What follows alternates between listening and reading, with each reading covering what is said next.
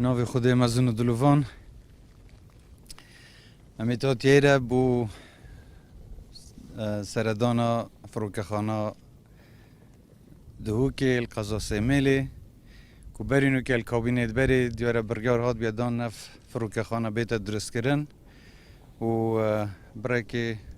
بودجهش بواد بیاد ترخان کرن هندک شولا که کمی شالسه هات یا کرن بس مخابن بر قیرانت آبوری پیچه نبین تمام کن سردان ما افرو بویره بو وینده ام پیدا چونوه که و پروژه داب کن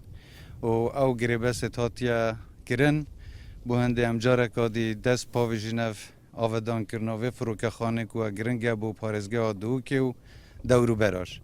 اگر خودی هاری کار بیت انشالله ده پشتی دراسه که جدی که ویگاوی دست پیکرید کن ده او پروژه آماده کن بو هنده افروکه خانه زودترین وقت دست کار بیتون و بیتا آوا کرن انشالله جا من حس کرس آگاداری همه حوالاتیت کردستان و تایبت دانشتیت پارزگاه ها دهو که بکم اگر خوده هارو کار بیت انشالله ده دست آودان کرنا و فروکه خانه بکن وقت دراستت سرطایی برف تمام بینید چند رنگی انده گورانکاریش ده دابه نکرن بس هر وقت آماده بی